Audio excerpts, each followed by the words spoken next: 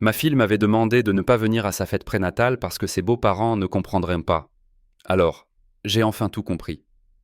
La flûte à champagne en cristal me paraissait anormalement lourde dans la main, un objet délicat, presque étranger, qui contrastait avec les callosités que j'avais passé une vie à cultiver. Je me tenais près du fond de l'opulente salle de bal, une mer de smoking et de robes de soie entre moi et la table d'honneur.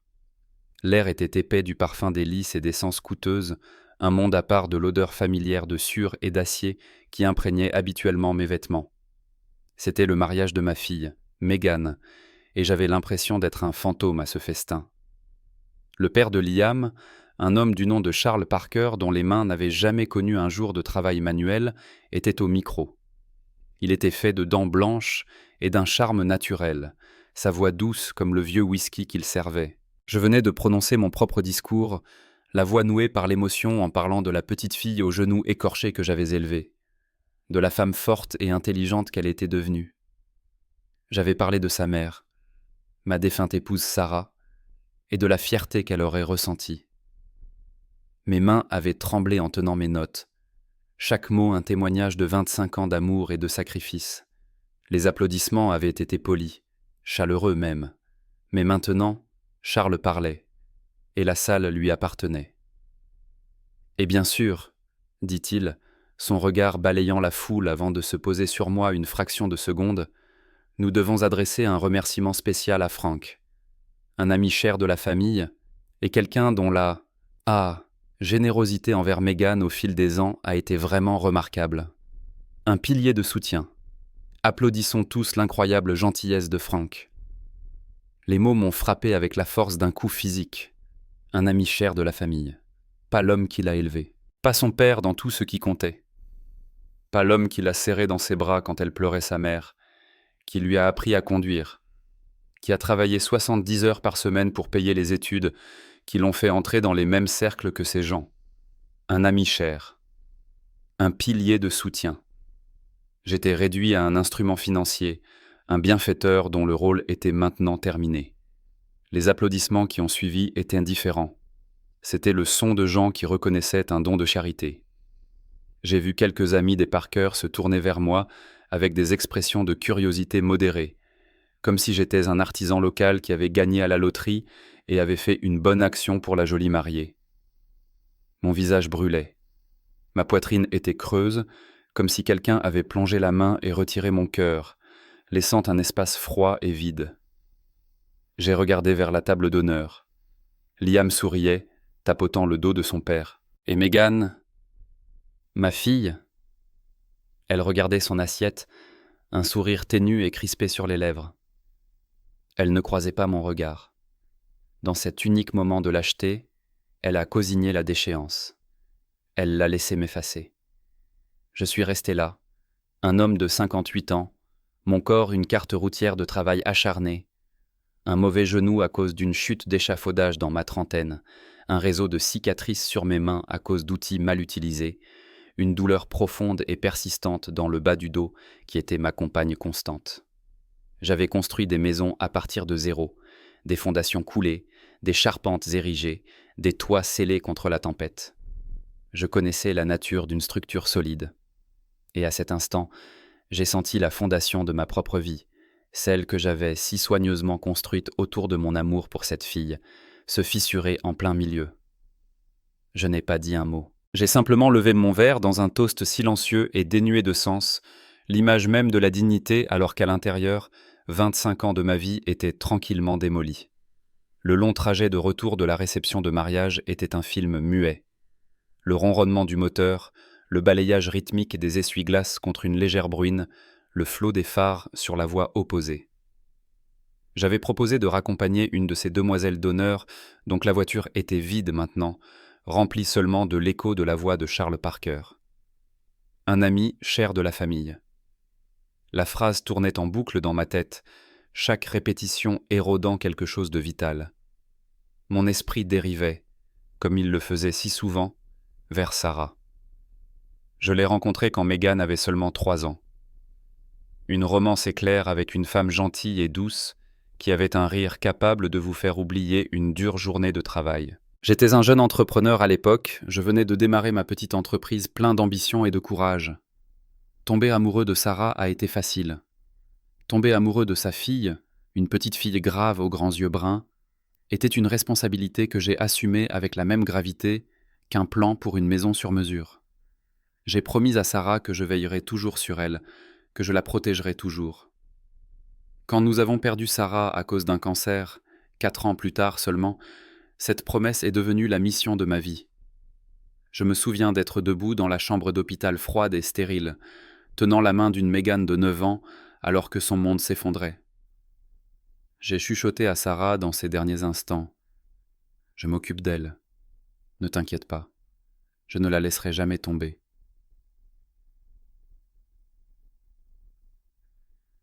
Et je ne l'avais pas fait. Chaque décision que j'ai prise à partir de ce jour a été filtrée à travers le prisme de ce qui était le mieux pour Mégane. Mon entreprise de construction se développait, mais c'était une bête exigeante. Je travaillais 6, parfois 7 jours par semaine. Pendant que d'autres hommes de mon âge rejoignaient des ligues de bowling ou achetaient des bateaux de pêche, j'étais sur le chantier à 6 heures du matin et je faisais de la paperasse à la table de la cuisine jusqu'à 10 heures du soir. Chaque dollar supplémentaire, chaque once d'énergie, lui était consacré. Quand elle a eu 14 ans, elle est rentrée de l'école avec une brochure pour une académie privée. Elle était réputée pour son programme artistique, et Mégane était une peintre talentueuse. Les frais de scolarité étaient astronomiques, un chiffre qui me tordait l'estomac. 20 000 dollars par an. Mon entreprise était solvable, mais pas à ce point. Ce week-end-là, j'ai vendu ma Mustang de 1969. C'était mon unique folie, une magnifique machine que j'avais restaurée moi-même, boulon par boulon. Je me souviens du regard sur le visage de l'acheteur, de l'envie et de l'excitation. Je ressentais juste une sourde douleur en lui remettant les clés. 2 jours plus tard, j'ai rédigé le chèque pour le premier semestre de Mégane. Elle m'a serré si fort que j'ai cru que mes côtes allaient se briser. « Tu es le meilleur papa du monde », m'a-t-elle chuchoté dans ma chemise de flanelle usée. Je me suis accroché au souvenir de ces mots comme à un joyau précieux. Les sacrifices se sont accumulés. L'appareil dentaire, qui a coûté près de 5 000 dollars. Une voiture d'occasion fiable pour son 16e anniversaire, encore 7 000. D'innombrables fournitures artistiques, des voyages scolaires, des robes de bal. Je n'ai jamais fait le compte dans ma tête, c'était juste ce qu'un père faisait. Vous subvenez aux besoins, vous soutenez, vous construisez une rampe de lancement pour les rêves de votre enfant. Le poste le plus important était l'université. Elle a été acceptée dans une prestigieuse université hors de l'État. Le coût total, après 4 ans, dépasserait largement les 100 000 dollars. J'ai contracté une 2e hypothèque sur la maison que Sarah et moi avions achetée ensemble. Je travaillais les week-ends en faisant des petits boulots, de petites rénovations de cuisine et des réparations de terrasses, tous des travaux payés en espèces qui allaient directement dans le fond l'avenir de Mégane. Je rentrais à la maison, les muscles hurlants, les mains à vif, je voyais son bulletin scolaire sur le réfrigérateur et je ressentais une vague de fierté qui faisait que tout valait la peine. Pendant ces années, nous étions une équipe. Je l'aidais avec ses devoirs de mathématiques, mes doigts rugueux traçant des formes géométriques. Elle essayait de m'expliquer l'histoire de l'art, ses yeux brillants de passion, alors qu'elle parlait du clair-obscur et de l'impressionnisme. Nous avions nos rituels, des crêpes le dimanche matin, regarder de vieux films en noir et blanc les après-midi pluvieux. Elle était mon monde. L'idée d'être un ami de la famille aurait été absurde. J'étais son ancre, son roc, j'étais son papa. Le changement a été progressif, presque imperceptible au début. Cela a commencé lorsqu'elle a rencontré Liam pendant sa dernière année d'université. Il venait d'une famille riche, d'une vieille famille riche. Sa famille appartenait à des clubs de golf et partait en vacances en Europe. Je l'ai rencontré pour la première fois pendant les vacances de Noël. Il était assez poli, mais il avait une façon de me regarder, mes bottes de travail près de la porte, ma maison simple et confortable, qui me donnait l'impression d'être une pièce de musée sur la vie de la classe ouvrière. Mégane a commencé à changer. Elle appelait et nos conversations, qui portaient autrefois sur ses cours ou ses amis, ont lentement commencé à porter sur des choses dont elle avait besoin. Un nouvel ordinateur portable parce que le sien était si lent. Un acompte pour un appartement plus agréable parce que celui qu'elle partageait était étriqué. Je n'ai jamais dit non. Comment aurais-je pu ? J'avais passé toute sa vie à m'assurer qu'elle ne manque de rien. La planification du mariage a été le début de la véritable érosion. C'était une production par cœur depuis le début. Sa mère, une femme nommée Éléanore, avec une colonne vertébrale d'acier et un sourire qui n'atteignait jamais ses yeux, a pris les choses en main. Chaque décision consistait à maintenir une certaine esthétique, un certain niveau de décorum. Mes suggestions, offertes timidement, étaient accueillies par des sourires polis et condescendants. J'avais proposé de construire une magnifique arche en bois faite à la main pour qu'il se marie dessous. « Oh, Franck, c'est tellement rustique !» avait dit Éléanore, son ton faisant sonner le mot comme une insulte. Notre fleuriste a une vision, vous voyez. Mégane, prise entre deux feux, a commencé à prendre de plus en plus leur parti. « C'est juste plus facile comme ça, papa, » disait-elle, la voix tendue au téléphone. « Ils ont certaines attentes. La plus grande bataille a porté sur les finances. J'avais économisé pour ce jour. J'avais mis de côté 40 000 $ pour son mariage, une somme qui représentait des années de vacances manquées et de plans de retraite reportés. Quand je l'ai dit à Mégane, elle a été reconnaissante, mais il y a eu ensuite la postface hésitante. Le truc, papa, c'est que les Parker en couvrent la plus grande partie. Le lieu, le traiteur. C'est tout. Beaucoup. Leur budget est... Enfin, il est énorme. C'est merveilleux, ma chérie, ai-je dit, sincèrement soulagé. Alors tu peux utiliser mes 40 000 pour un acompte sur une maison ou pour rembourser une partie de tes prêts étudiants. Il y a eu une longue pause. En fait, dit-elle, sa voix faible, Éléonore se demandait si tu serais prêt à contribuer ta part pour le bar et le quatuor à cordes. Ce serait d'une grande aide. J'ai senti cette première piqûre froide de malaise.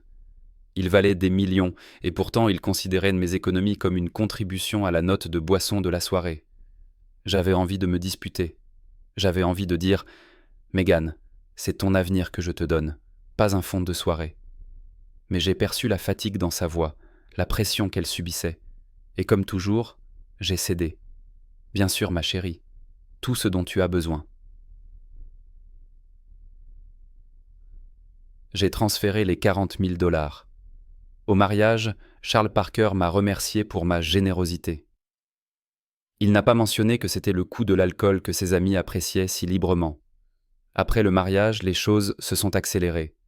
Les appels se sont faits moins fréquents et presque exclusivement transactionnels. 6 mois après leur mariage, Mégane a appelé. « Papa, salut, comment vas-tu » L'entrée en matière joyeuse était toujours un préambule à une requête. « Écoute, Liam et moi avons trouvé la maison idéale. Elle dépasse un peu notre budget, mais les Parker nous aident pour la compte. Il nous manque juste un peu pour les frais de clôture. C'est environ 30 000 $. Je sais que c'est beaucoup demandé. Ma propre maison, celle sur laquelle j'avais contracté une deuxième hypothèque pour ses études, n'était toujours pas entièrement mienne. Je voyais se profiler un travail jusqu'à 70 ans. Mais elle semblait si enthousiaste, si proche de la vie dont elle avait toujours rêvé. « Je vais voir ce que je peux faire », ai-je dit. J'ai retiré de l'argent de mon fonds de retraite déjà anémique. Je n'ai pas reçu d'invitation à la pendaison de crémaillère. J'ai vu des photos sur les réseaux sociaux. Tout le clan Parker était là, célébrant dans la magnifique nouvelle maison que j'avais aidé à acheter. La dernière pièce de l'édifice s'est effondrée environ 1 an plus tard. Mégane m'a appelé, sa voix pétillante d'excitation. « Papa, tu vas être grand-père !» Pendant un instant, toute la douleur et le ressentiment ont disparu, remplacés par une vague de joie pure. Un petit enfant. Une nouvelle vie. Une chance peut-être de renouer les liens, de redevenir une famille. Mégane, c'est la meilleure nouvelle que j'ai jamais entendue. Je suis si heureux pour toi, pour vous deux.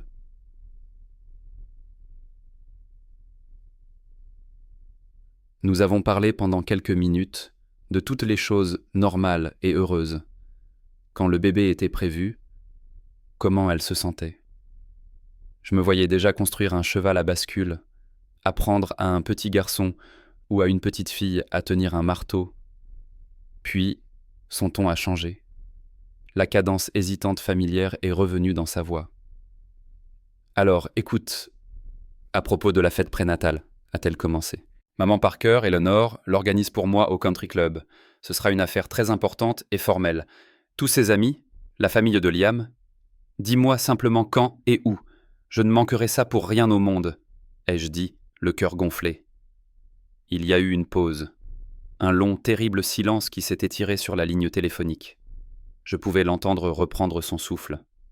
Eh bien, c'est ça le problème, papa. C'est un peu compliqué. J'ai attendu, un nœud d'angoisse se serrant dans mon estomac. C'est juste que les Parker sont très traditionnels, très particuliers. Ils te voient comme, enfin, tu sais, un ami, le mari de ma mère. Le mot beau-père n'a jamais été utilisé. C'était toujours quelque chose de plus distant, de plus amorphe. Le mari de ma mère. Comme si j'étais un élément temporaire dans une vie qui était passée depuis longtemps. Ils ne comprendraient pas vraiment notre situation, a-t-elle poursuivi, les mots s'échappant à la hâte. T'avoir là, ça pourrait être déroutant pour leurs invités. Les gens poseraient des questions. Liam pense que ce serait peut-être juste gênant. Notre situation. 2 mots. 2 mots pour décrire les 25 ans pendant lesquels j'avais consacré mon âme à l'élever. Notre vie ensemble n'était pas une famille, c'était une situation. Un arrangement gênant et déroutant qui devait être caché à la bonne société. Le country club, le symbole du monde qu'elle habitait désormais, n'avait pas de place pour un homme aux mains calleuses et à l'histoire qui ne correspondait pas à leur récit propre et bien rangé. Alors, a-t-elle dit, sa voix à peine un murmure maintenant, je pensais que ce serait peut-être mieux si tu séchais celle-ci. On pourra faire quelque chose, juste toi et moi, après la naissance du bébé. Un déjeuner tranquille ou quelque chose comme ça. Je me tenais dans ma cuisine, le téléphone pressé contre mon oreille. J'ai regardé le linoléum usé, la légère cicatrice près de la cuisinière, où Megan, âgée de 9 ans, avait laissé tomber une poêle chaude et où je l'avais ramassée avant qu'elle ne se brûle. J'ai regardé le tableau des tailles que nous avions gardé, crayonné sur l'encadrement de la porte, marquant sa croissance d'une petite fille à une jeune femme. J'ai regardé la photographie décolorée d'elle, de moi et de Sarah sur le réfrigérateur, la dernière que nous ayons jamais prise ensemble. Un déjeuner tranquille ou quelque chose comme ça. Un lot de consolation. Une reconnaissance privée pour apaiser mes sentiments pendant que j'étais publiquement effacé. La douleur était différente cette fois-ci. Ce n'était pas la bouffée de honte que j'avais ressentie au mariage. C'était un froid profond, glacial. Une clarté si vive et douloureuse qu'elle me coupait le souffle. Pendant des années, j'avais effectué des retraits de ma propre vie, de mon propre avenir, de mon propre respect de soi, et je les avais déposés dans la sienne. Et maintenant, le compte était à découvert. La banque était fermée. C'était la facture finale. La note pour tout mon amour et mon sacrifice était ceci. Devenir invisible. Se retirer discrètement pour ne pas causer de malaise social à sa nouvelle famille fortunée. Accepter que mon rôle de père était un titre temporaire qui avait expiré à l'instant où elle avait dit « Oui, je le veux ».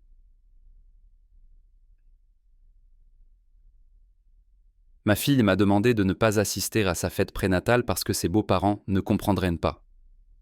Alors, j'ai enfin compris. J'ai compris que mon amour avait été pris pour un service. Mes sacrifices avaient été pris pour une obligation. J'ai compris que, dans sa nouvelle vie, je n'étais pas un atout, mais une charge. Une relique d'un passé qu'elle essayait d'améliorer. J'ai pris une inspiration lente et régulière. La rage que je m'attendais à ressentir n'était pas là. La tristesse accablante était présente, mais elle était sous quelque chose de nouveau, quelque chose qui se solidifiait en moi. C'était la sensation froide et dure d'une limite gravée dans le béton. « D'accord, Megan, dis-je, et ma voix était étonnamment calme, dépourvue de la tempête qui faisait rage à l'intérieur de moi.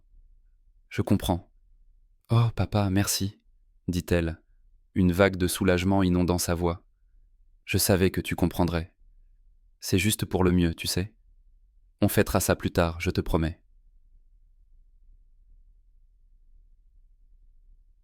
Oui, dis-je, en regardant par la fenêtre le vieux chêne dans le jardin, celui sur lequel je lui avais installé une balançoire il y a tant d'années. Nous le ferons. Nous avons raccroché, et je suis resté là, dans le silence de ma maison vide.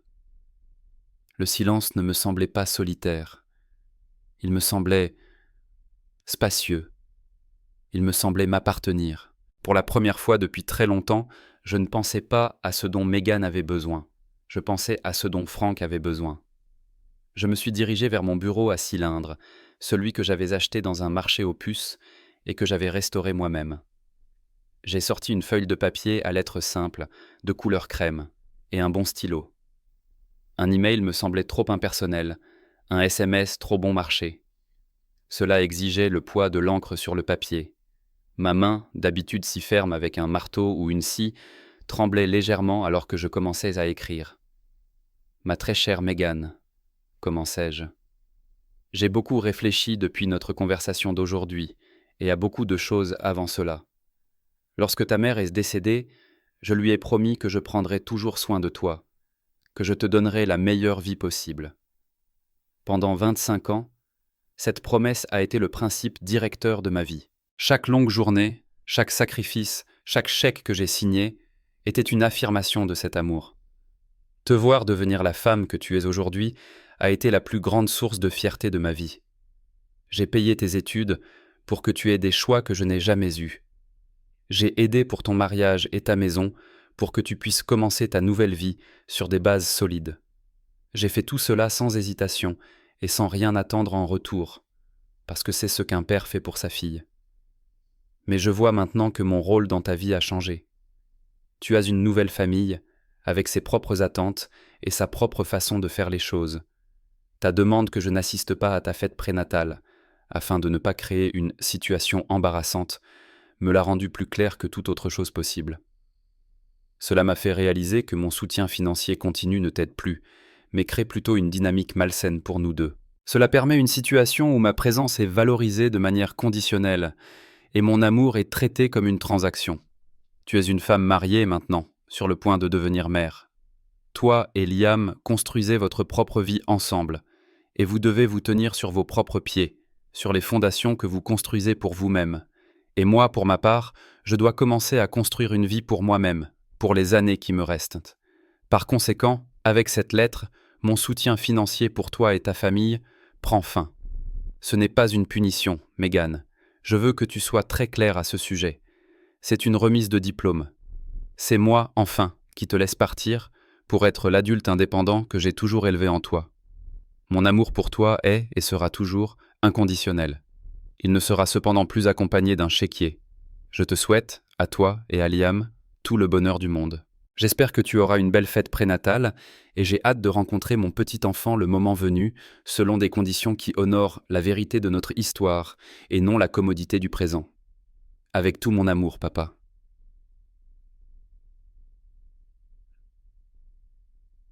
J'ai scellé l'enveloppe et mis un timbre dessus. Je ne l'ai pas posté tout de suite. Je l'ai laissé sur la table du couloir, une déclaration d'intention silencieuse. Cette nuit-là, j'ai dormi plus paisiblement que je ne l'avais fait depuis des années. Le lendemain matin, je suis allé au bureau de poste et je l'ai glissé dans la fente aux lettres. Le bruit de l'enveloppe tombant dans l'obscurité de la boîte était le bruit d'une porte qui se refermait. 2 jours plus tard, mon téléphone a sonné. C'était Megan. J'ai laissé le message se rendre à la messagerie vocale. 1 minute plus tard, il a sonné à nouveau. Liam. J'ai laissé passer aussi. Puis les textos ont commencé.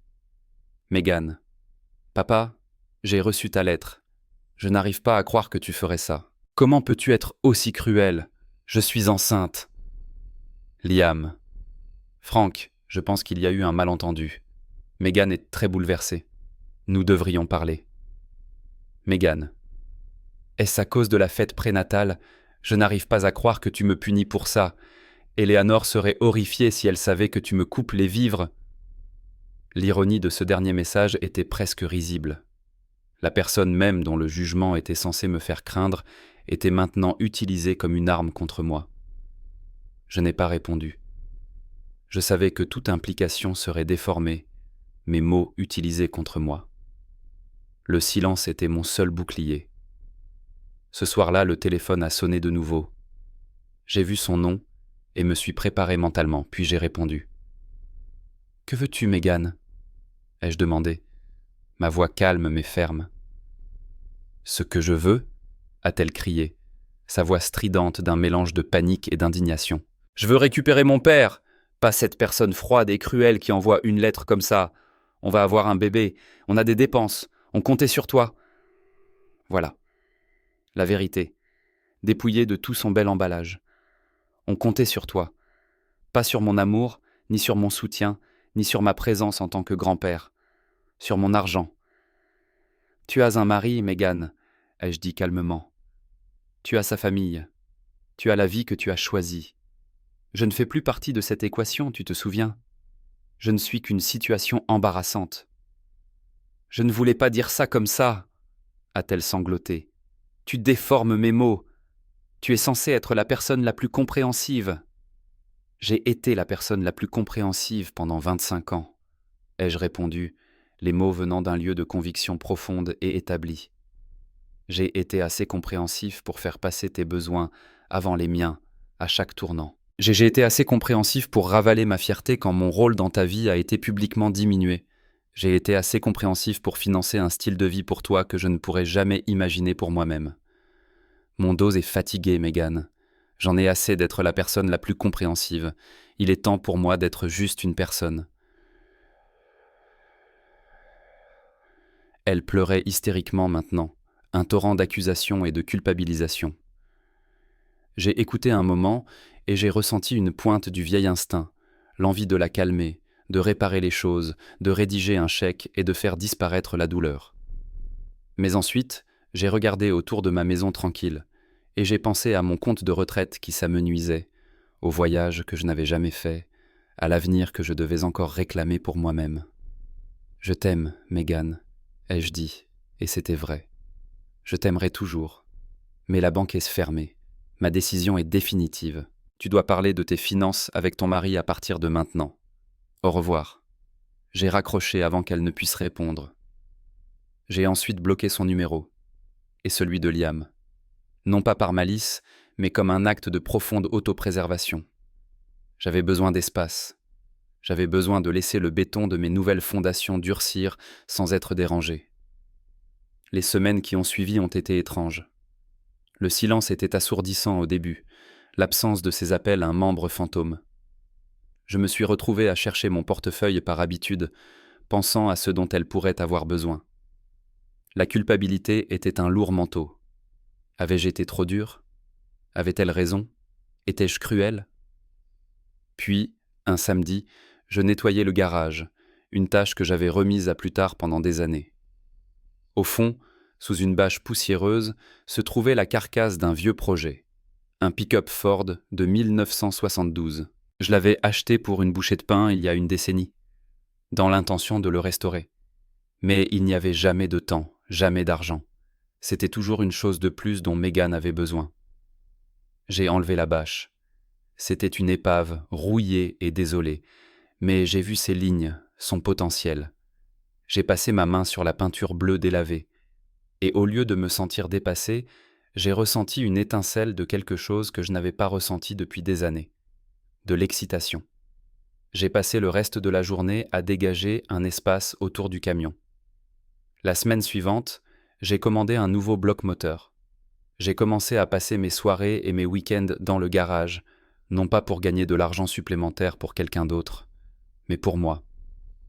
L'odeur de graisse et de métal, le défi d'un boulon tenace, la petite victoire d'une pièce s'emboîtant parfaitement. C'était une thérapie. Je reconstruisais quelque chose pour moi. Mes mains, qui avaient bâti son avenir, construisaient maintenant le mien. Quelques mois plus tard, mon vieil ami Dave, qui dirigeait une entreprise de plomberie, s'est arrêté. Il a vu le camion. « Eh bien, dis donc, a-t-il dit, sifflant. Tu t'y mets enfin, hein ? Je pensais que ce truc allait rouiller jusqu'au sol. J'ai décidé qu'il était temps, ai-je dit, essuyant mes mains sur un chiffon. Tu as eu des nouvelles de Mégane ? A-t-il demandé, sa voix désinvolte, mais je savais ce qu'il demandait. Les nouvelles voyagent dans les petites villes. Pas depuis un moment, ai-je dit. C'est pour le mieux. Il a hoché la tête, me regardant avec des yeux qui en savaient long. Tu sais, mon gamin a essayé de faire quelque chose de similaire l'année dernière.